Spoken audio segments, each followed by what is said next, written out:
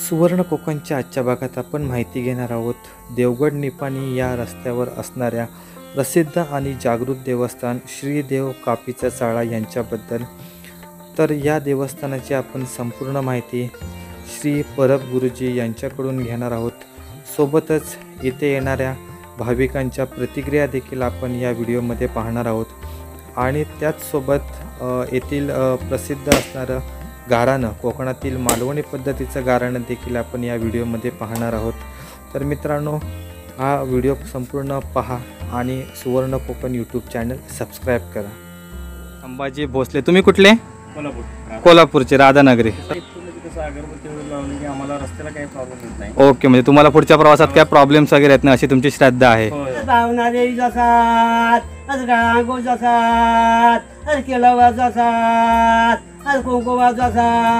नमस्कार मित्रांनो, मी आशिष नाटळकर सुवर्ण कोकण यूट्यूब चॅनलमध्ये तुमचं सगळ्यांचं स्वागत करतो। तर मित्रांनो, आजच्या भागात आपण आलो आहे शिरगाव राक्षसघाटी येथे श्रीदेव कापीवरचा चाळा इथे। तर हे जे देवस्थान आहे हे मुंबई गोवा हायवे नांदगाववरून साधारणतः 10 किलोमीटर अंतरावर आहे आणि इकडून शिरगाववरून एक 3 किलोमीटर अंतरावर राक्षसघाटी म्हणून एक वाडी आहे, तर त्या वाडीमध्ये आहे। तर भरपूर लोकांची श्रद्धा आहे इथे या देवस्थानावर, येणारे जाणारे वाटसरू, त्याच्यानंतर भरपूर वाहन चालक इथून दर्शन घेतल्याशिवाय पुढचा प्रवास करत नाहीत। तर आपण आज या देवस्थानाविषयी संपूर्ण माहिती घेऊया। तर हे इथे श्रीदेव कापीचा चाळा, तर इथे देवस्थान आहे। तर इकडे तुम्ही बघू शकता घंटी वगैरे संपूर्ण लावलेले आहेत, म्हणजे ज्या लोकांचा नवस वगैरे पूर्ण होतो तर अशी लोक इथे येऊन त्यांचा नवस प्रत्येकाच्या परीने फेडतात। म्हणजे जर समजा बाळासंदर्भात असेल, त्याच्यानंतर प्रत्येकाची काही कामं असतील ती पूर्ण झाल्यानंतर त्यांच्या श्रद्धेनुसार ते इथे नवसाची फेड करतात, नारळ अर्पण करून किंवा काही पेढे वगैरे देऊन। तर आपण ह्या देवस्थानाची माहिती घेऊया। तर आपल्यासोबत आहेत आता परब गुरुजी, तर आपल्याला ते संपूर्ण या देवस्थानाविषयी माहिती देतील। नमस्कार, आपण हे जे स्थळ पाहत आहात हा कापीवरचा चाळा म्हणून प्रसिद्ध आहे। फार पूर्वीपासून शिवाजी महाराजांच्या काळापासून या ठिकाणी हे स्थळ आहे, पण त्याची प्रगती त्या मानाने झालेली नव्हती। या ठिकाणी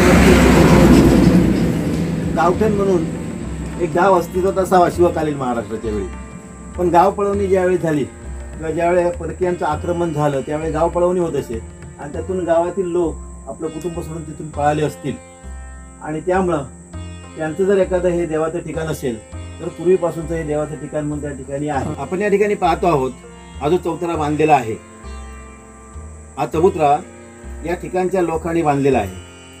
हे जे बाजूचं आपल्याला मंदिर दिसतं आहे हे पाटील नावाच्या व्यक्तीने बांधलेलं मंदिर आहे।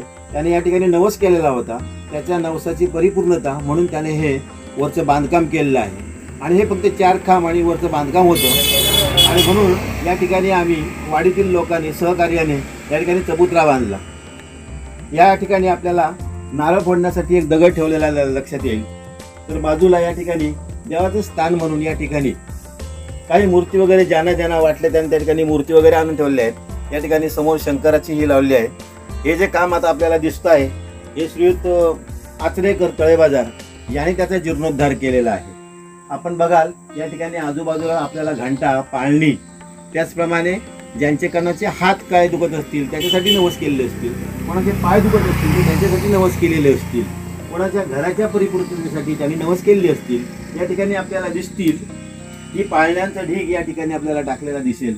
त्याचप्रमाणे त्याच्यात घरही आहेत, काय लोकांचे हातही आहेत, पायही आहेत, ज्यांची परिपूर्णता झालेली आहे अशा लोकांनी आपले नवस या ठिकाणी फेडून पूर्ण केलेले आहेत। त्याची ही ठिकाणं या ठिकाणी आपल्याला दिसत आहे। या चाळ्याच्या आतल्या बाजूने जर आपण बघितलं तर जुनं बांधकाम म्हणजे काहीतरी दगड या ठिकाणी पडलेले आपल्याला दिसतात। या ठिकाणी दगड आपल्याला विखुरलेले दिसत आहेत। अर्थात या ठिकाणी मंदिर होतं असं काही नेमकं सांगता येणार नाही, पण काही छोटी मोठी बांधकामं त्याच्यात असावीत असं आपल्याला दिसतं। जाणारे येणारे लोक मुंबई या ठिकाणाहून मुंबईला वास्तव्यात असणारे लोक मुंबईवरून आले की चतुर्थी, दिवाळी आणि मे महिन्यात या ठिकाणी भरपूर लोक येऊन आपले नवस भागवतात। त्याचप्रमाणे देवाची सेवाही करून जातात। ट्रकवाले, जाणारे येणारे ट्रकवाले, आंब्याचे ट्रकवाले, सगळेजण या ठिकाणी नारळ देऊन आपला मार्गस्थ करतात, पुढे प्रवास करतात. त्याचप्रमाणे लक्झरीवाले दररोज या ठिकाणी नारळ देऊन या देवाचा आशीर्वाद घेतात आणि ते आपला प्रवास सुखाचा करतात. याप्रमाणे या ठिकाणी जो जो येतो, ज्याला आपल्या काय मनोकामना पूर्ण करायच्या असतील, जो बोलतो त्याच्या मनोकामना पूर्ण होतात, असं हे आपलं इच्छा परिपूर्ण करणारं देवस्थान आहे. या ठिकाणी असं कोणतंही देवाचं अमुकच एक देव आहे असं आपल्याला काय त्याच्यात सांगता येणार नाही. पण पुरातन देवस्थान असून या ठिकाणी कापीवरचा चाळा हे फार पूर्वीपासूनचं लोकांचं म्हणणं आहे. कापीवरचा चाळा आणि तेच आतापर्यंत आहे. ज्यांना कोणाला जिथून आपली श्रद्धापूर्वक त्याला हाक मारायची असेल त्याने तिथून त्याच्या नावाने हाक मारावी आणि आपली परिपूर्तता झाली की आपला नवस या ठिकाणी येऊन त्याने मिळावा. या ठिकाणी कुणीही गावकार नाही.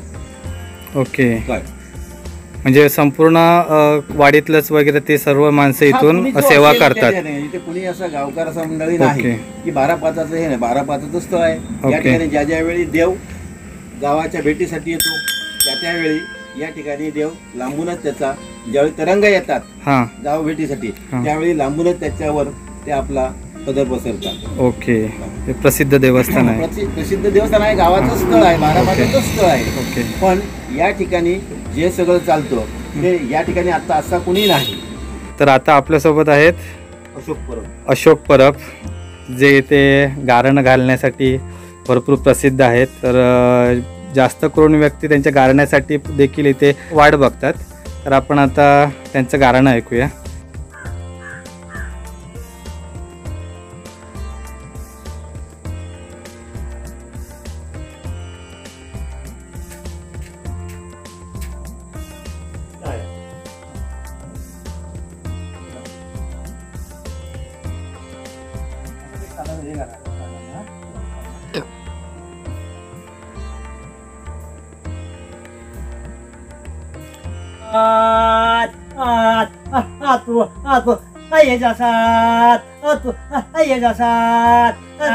भुरारी मातेव जासात संतान जासात भूमीचा करा जासात खेड्या जासात दाराखाना जासात संतान जासात झावड्या जासात नागपूर जासात संता जासात गाड्या अंधार असात युधारात शब्द टाकता असा दरबार शिवलो असा खरा दारा पुढे लगसा जात कशाला असात ज्याचा पायाखाली गाडून पाया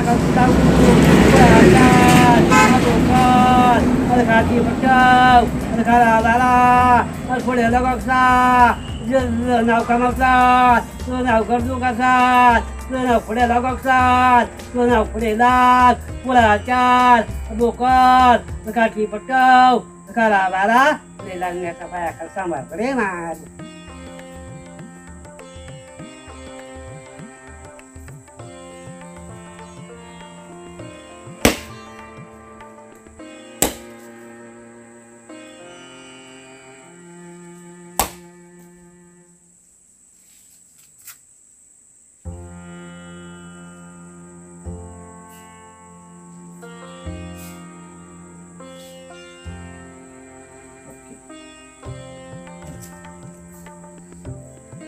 चला ना.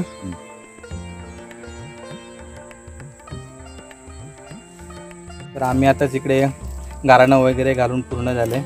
तर आता त्याचं मिळालेलं प्रसादाचं खोबरा खातो आहे. इकडे एक सांगायची गोष्ट म्हणजे की इथे येणारे वाटसरू असतात.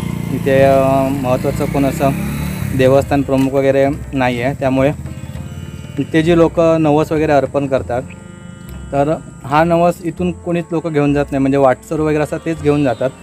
असा एक महत्त्वाचा माणूस वगैरे कोण नाही आहे की त्यांच्या देवस्थानाला वगैरे ते सगळं जमा होईल. त्यामुळे इथे जे पैसे ठेवतात लोक त्याच्यानंतर नारळ अर्पण करतात तर हे कोणी पण इथून घेऊन जाऊ शकतं. असं एकच असं कोणी नाही घेऊन जाऊ शकत. तर तुम्ही इकडे बघू शकता. इकडे हा जो वड आहे तर ह्या वडांच्या पारंब्यावर आम्ही लहानपणी असताना भरपूर झोके घेतलेले आहेत. तर हे राक्षसघाटी हे माझ्या मामाचंच गाव असल्यामुळे मी उन्हाळ्याच्या सुट्टीत आणि दिवाळीच्या सुट्टीत मी इथेच असायचो. त्यामुळे अगदी आमच्या श्रद्धेचा विषय आहे हा. आम्ही ते भरपूर मजा केली. या ठिकाणी आम्ही गाई म्हशी बैल वगैरे चारायला घेऊन यायचो. मी आजी आजोबांसोबत इथे यायचो. आणि आता हल्लीच काहीच वर्षापूर्वी इकडे जे भाविक येतात तर त्यांना बसण्यासाठी वगैरे इथे ही जागा वगैरे बनवलेली आहे. या ठिकाणी तुम्ही येऊन जरा विश्रांती घेऊन या आजूबाजूच्या निसर्ग सौंदर्याचा आणि शांततेचा आनंद घेऊ शकता. या ठिकाणच्या आजूबाजूला गर्द हिरवळ झाडी देखील आहे आणि बाजूलाचा आपला देवगड निपाणी रोड. तर या ठिकाणी जे भाविक वगैरे ये जा करतात तर ते इथे अगरबत्ती वगैरे लावल्याशिवाय किंवा इथे दर्शन वगैरे घेतल्याशिवाय पुढे जात नाहीत, कारण त्यांची या देवावर भरपूर श्रद्धा आहे. हे बघा, आता एक बाईकवाले गेले तर त्यांनी इथून हॉर्न मारला. बसेस वगैरे, त्याच्यानंतर इथून जे जाणारे टेम्पो वगैरे असतील तर ते हॉर्न मारल्याशिवाय पुढे जात नाहीत आणि इथून दर्शन घेऊनच पुढे जातात.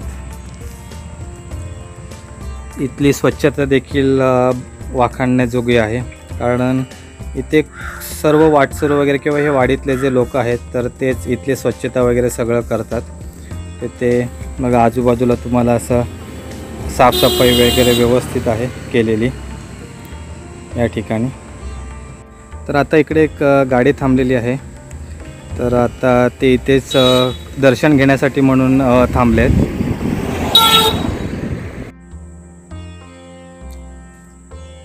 तुम्ही कुठे चाललात? मुंबई? कुडाळला चाललात? ओके. तर इकडे ते नारळ अर्पण करण्यासाठी आलेले आहेत, कुडाळला चालले आहेत. तर श्रीदेव कापीचा यांचा आशीर्वाद घेण्यासाठी म्हणून थांबलेत.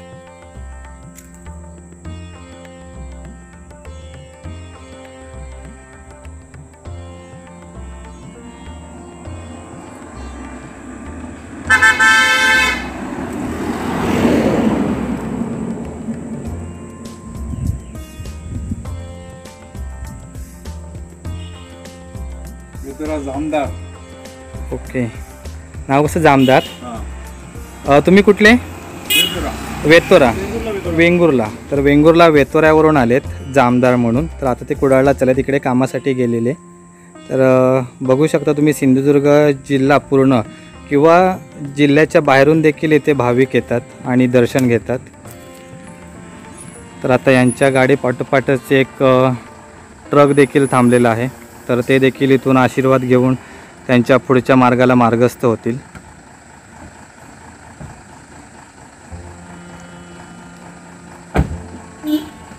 चला, थँक्यू.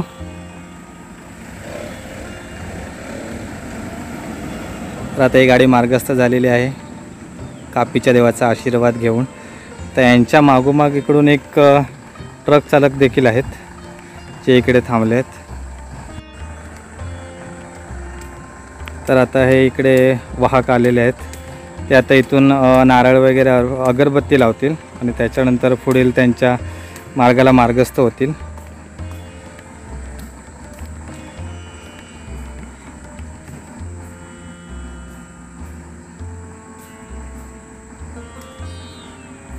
तर कापीच्या देवाचा आशीर्वाद घेण्यासाठी आलेत.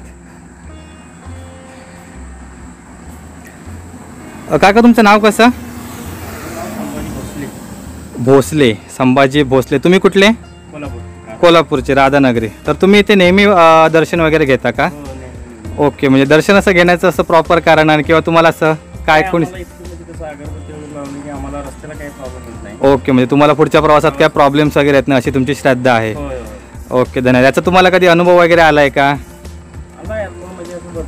भरपूर वेळा आला आहे. Okay okay okay. म्हणजे तुम्ही नेहमी इथून अगरबत्ती लावल्याशिवाय पुढचा प्रवास करत नाही. ओके, धन्यवाद काका. देव तुमच्या पाठीशी राहो. तर तुम्ही बघितलात आत्ताच इथे एक कारवाले आणि ट्रक ड्रायव्हर इथून दर्शन घेऊन गेले. तर असे दिवसभरात किंवा रात्री भरपूर वाहन चालक आणि वगैरे थांबतात आणि दर्शन घेऊन जातात. असं हे प्रसिद्ध देवस्थान आहे आमच्या शिरगावातलं. आणि हे राक्षसघाटी हे माझ्या मामाचं गाव असल्यामुळे माझ्या देखील हा श्रद्धेचा विषय आहे. तर मित्रांनो, सुवर्ण कोकणचा हा आजचा व्हिडिओ तुम्हाला कसा वाटला हे आम्हाला नक्की कमेंटमध्ये सांगा. हा व्हिडिओ जास्तीत जास्त शेअर करा, त्याचबरोबर व्हिडिओला लाईक करा. आणि सुवर्ण कोकण चॅनलचे नवनवीन व्हिडिओ पाहण्यासाठी सुवर्ण कोकण चॅनल सबस्क्राईब करा आणि सबस्क्राईब समोरील बेल आयकॉन दाबायला विसरू नका, जेणेकरून कोकणातील नवनवीन व्हिडिओ तुमच्यापर्यंत पोचवता येतील आम्हाला. धन्यवाद.